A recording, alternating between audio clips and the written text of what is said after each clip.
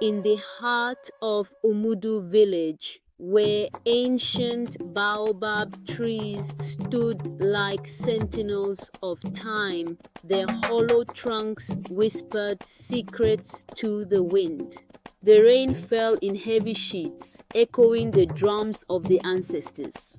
Thunder cracked, splitting the sky like a divine proclamation. 14-year-old Azu darted barefoot through the soaked earth, chasing a stray goat. But it wasn't just livestock that called him. Something ancient stirred. Suddenly, lightning struck a nearby termite mound. Azu collapsed, dazed. Then came the heat, intense, alive, spreading through his palm. A glowing, spiraled mark emerged, pulsing like a heartbeat, not burned, not wounded, etched like a message left by the gods themselves. From that moment, Azu's ordinary world shattered. Destiny had marked him. That night, Azu's dreams were unlike any he'd known. Fire danced across the heavens. A city floated in the clouds, its towers of gold glistening in a light that was neither sun nor moon.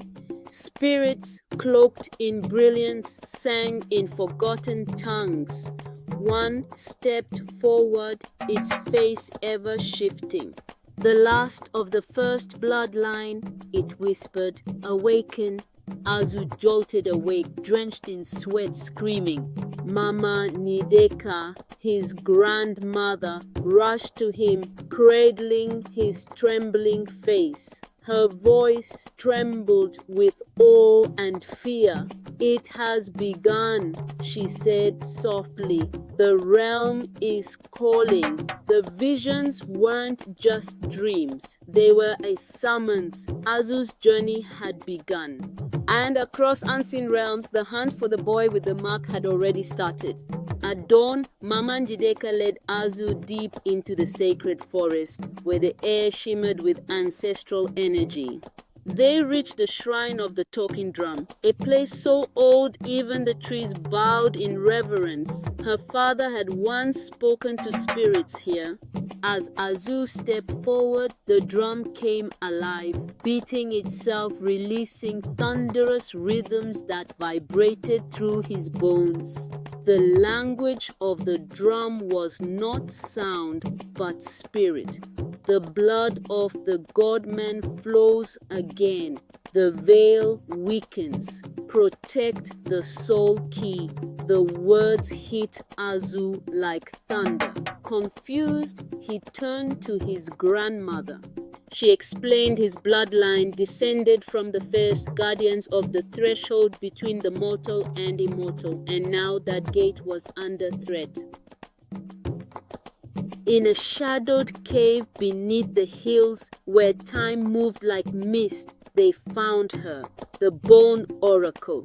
Ageless, veiled in feathers and ash, her eyes shimmered like moonlit water.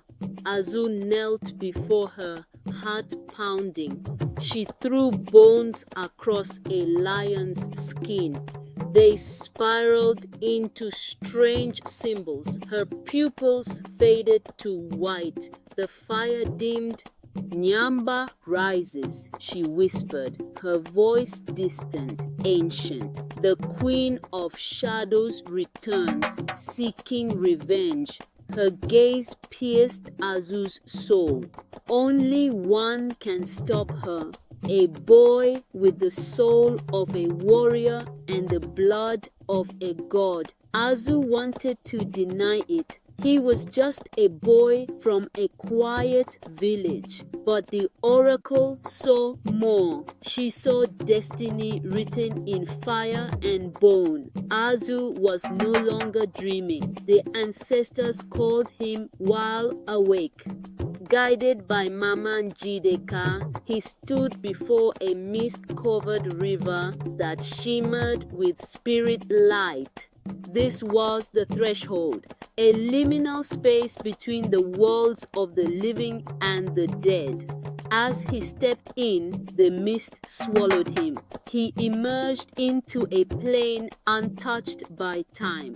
There, the gatekeepers awaited, spirits of African kings and queens, their presence regal and radiant. Shaka Zulu, Queen Amina, Nefertari. They spoke through memory and light.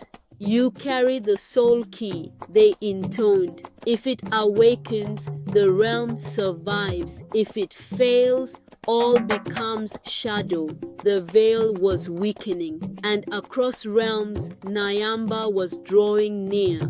Carried by a whirlwind of ancestral spirits, Azu soared into the skies beyond time.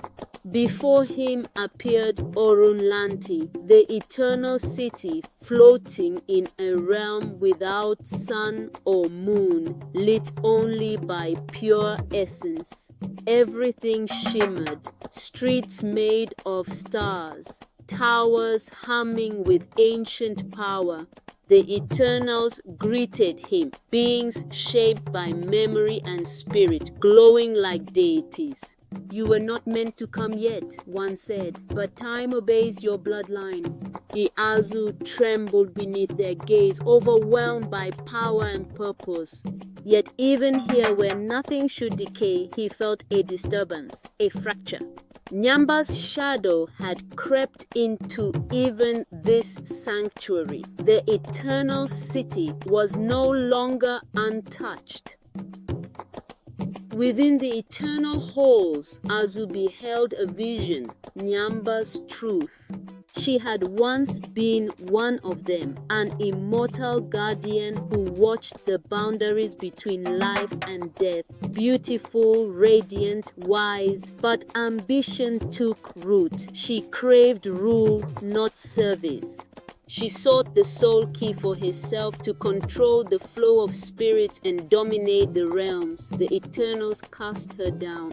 Banished to the realm below, she became something darker, feeding on fear, twisting lost souls to her will.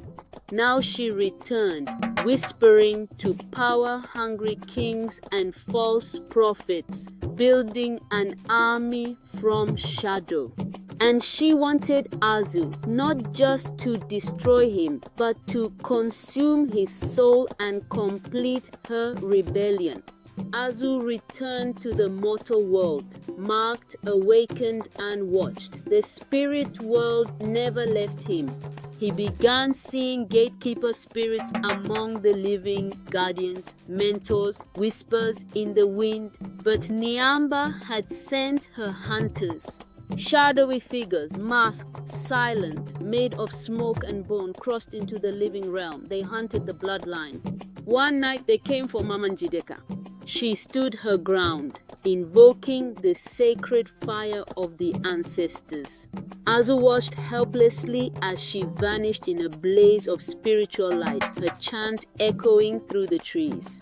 Her last words lingered in the air, etched into Azu's soul. You are not alone.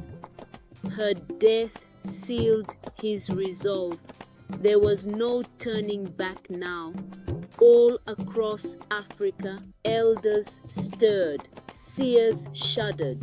The signs were unmistakable. The moon turned red. Sacred rivers shriveled to silence. In Umudu, the air grew heavy. Spirits walked in daylight. Azu, now changed, began a sacred journey across the continent. To the ruins of Ife, the whispering caves of Kilimanjaro, the ash-filled dunes of the Sahara. At each stop, he uncovered ancient relics, Ogun's blade, Mami Wata's mirror, Aset's eye. Each item revealed a deeper layer of his being. His blood remembered, memories not his own returned. He was becoming more than mortal. The first bloodline was waking within him, and the final storm was drawing near. Deep in a circle of ancient baobab trees, Azu faced his truest test, not Nyamba but himself. Within a dream-forged illusion, she appeared to him, beautiful, terrible. Join me, she tempted. Rule with me. Let mortals perish. Let eternity kneel. He faltered. The offer pulled at his pain, his loneliness.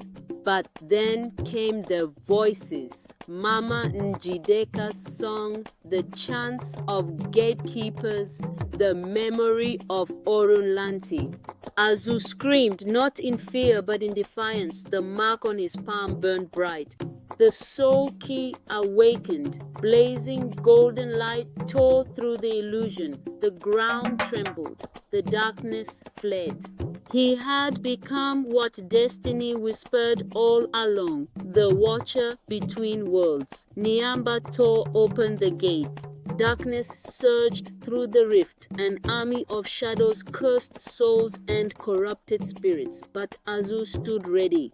With him came the warriors of old, Shaka, Amina, the Eternals, and the ancestors in radiant form.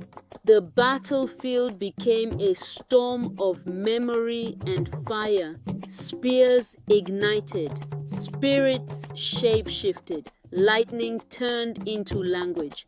This was not just a war, it was a war of identity, of truth versus lies. At the heart of the chaos stood Azu and Nyamba. "You are just a boy," she snarled. Azu raised the soul key. "No," he said, "I am the balance." Their clash shattered the veil. Even time held its breath. With Nyamba defeated, the realms began to heal. The skies cleared. The ancestors sang. The Eternals offered Azu a seat among them. Immortality, power, transcendence. But he declined.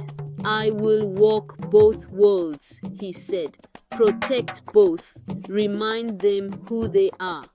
He descended back to Umudu, not as a boy, but as legend. Children whispered his name like prayer. Elders wept with pride. And above, unseen by most, the realm of the immortal shimmered, watching, waiting, for balance is never final. And when the veil stirs again, another bridge shall rise.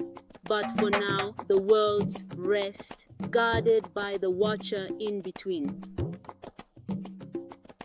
The battle is won, but the realms still whisper. Some doors remain closed, others are beginning to open. Azu's journey may be complete, but yours is just beginning. If this story awakens something in you, subscribe for more legends that carry the spirit of the ancestors. Turn on notifications and be the first to hear the drums when the next tale begins.